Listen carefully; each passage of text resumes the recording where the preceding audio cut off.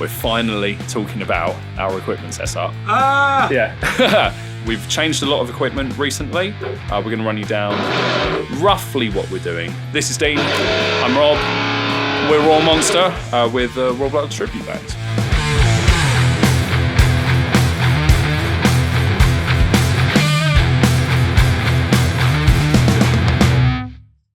So, why do we have so many guitars? Because there's so many goddamn tunings. No, yeah, tunings is the biggest problem. And I've even adapted Troubles Come In and I play it in a different way because I need a separate guitar just for that song. So I've learnt to play it on standard C sharp just so we can get away with not using an extra guitar. I gave my knuckles a run for their money, spider with cracks on the mirror. I still so wonder about somebody. If I could, then I would. If I could, then I would. If I could. And now we're using the Quad Cortex. This can change tuning so well and not be too noticeable. So 10 ton, for example, I love using that guitar because it's just got such a nice tone and it's the right sound for the song. And I've recently just started using this guitar on it again because I can up-tune it because this guitar's in C standard. Now everything's so sorted and automatic, so I just know what guitar for what song. I've got like a colour code system, so I just go bang, yeah. So I don't think about it anymore. Yeah, what Dean's talking about there is you've got an iPad that has some notes for you. Yeah, it's just a few things, just so I know where I am in the set. But all the guitars are basically standard E, D, C, and C sharp. That's it, really. Right, okay. And then the Quad Cortex allows me to do other things with those tunings. And then, as I say, Troubles Come In, I've adapted playing it in a different way. But that's it.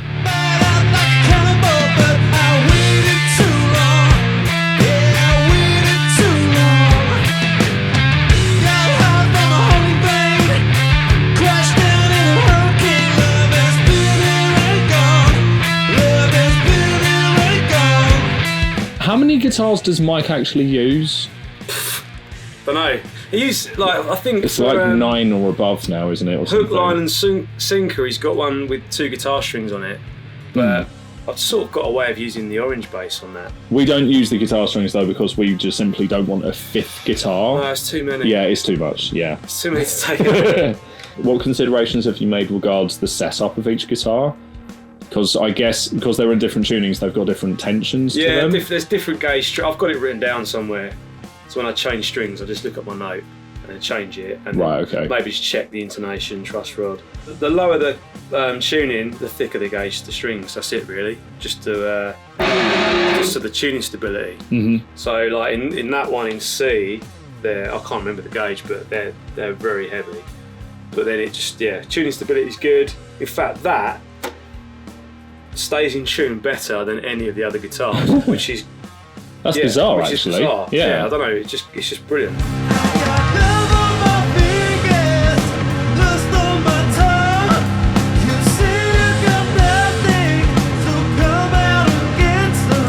What things make the difference between your custom guitars that you built for yourself? So, what's the difference between this white one and the orange one? The orange one has got the pickup in the back. So I built this when? Oh gosh, 2018? 2018. End of 2017 going into 18. Before Fender brought out the signature model. Yeah. And completely just custom built it in the workshop. And somehow managed to get hold of the Fender pickup, which was a nightmare.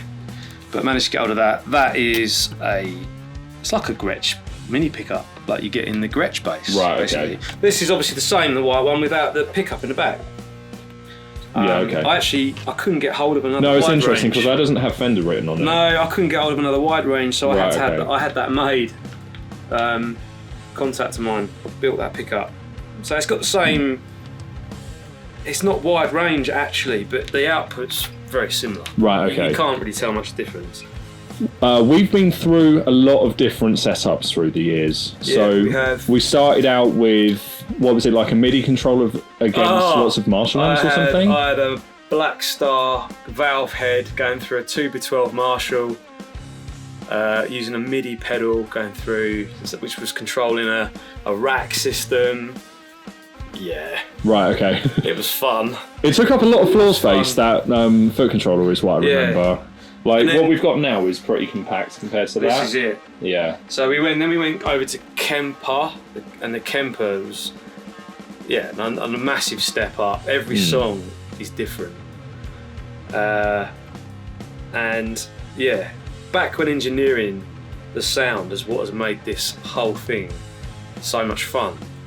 I love it. And full respect to Mike for not wanting to share the intricate details on his setup and what he uses. I know there's some information out there and he's spoken a little bit about bits and pieces that he uses, but I completely get it. I've spent hours, back when engineering this sound to try and get it as close as possible using information that we could get, but at the same time I don't want to be told. It's part of the fun. Yeah. What's made the difference lately then? Well, the evolution of their live sound, it is different. Yeah. So we've gone for that. We've gone for that sound. Maybe a bit of a crossover between that and the album sound, on a few of the songs.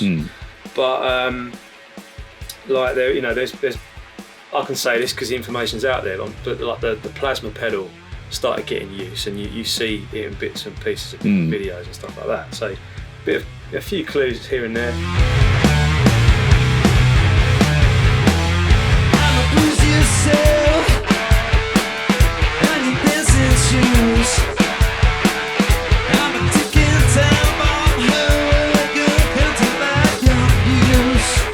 Been using spectrum analyzers, all sorts of stuff, but it's been great. And I mean, the other thing with the plasma is you can hear it in their live sound, but it's like, I wouldn't say it's everywhere, it's here and there.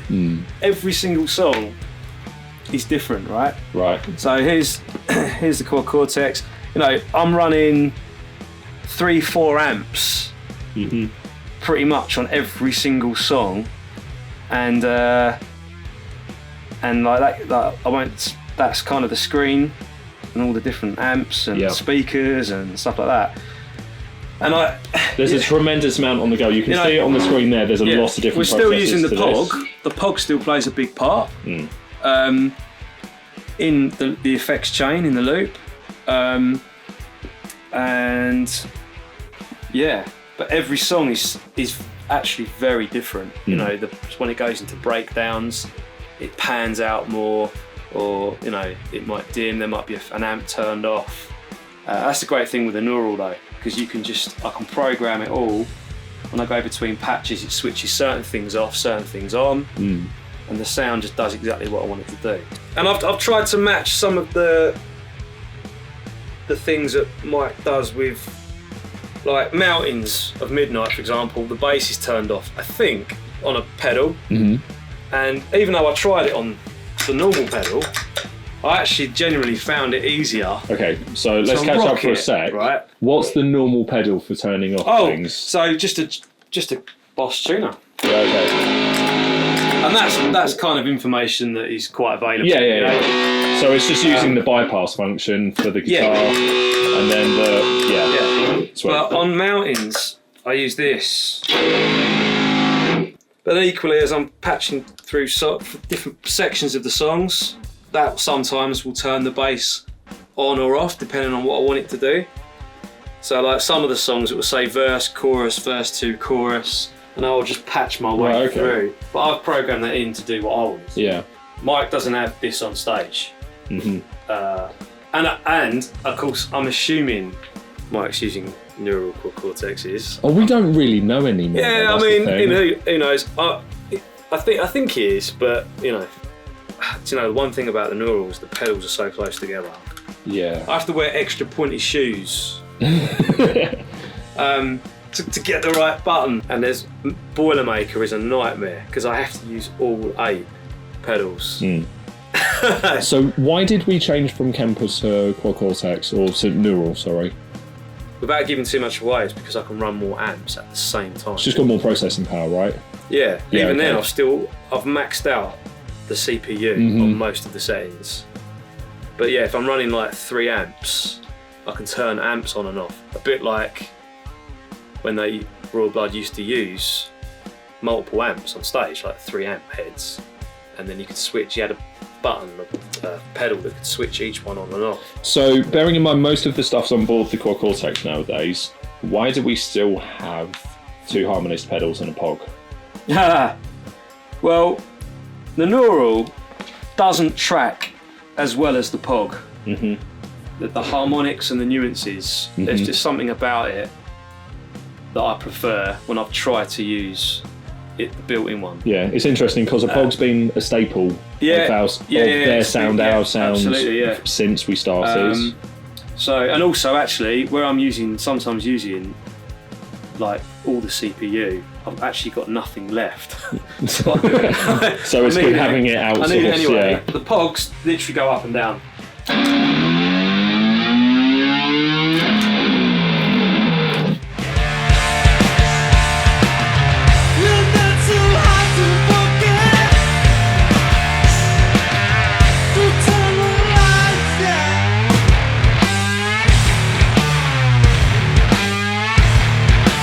And then this one I use, well actually this extra button gets used for different things depending on what song I'm doing.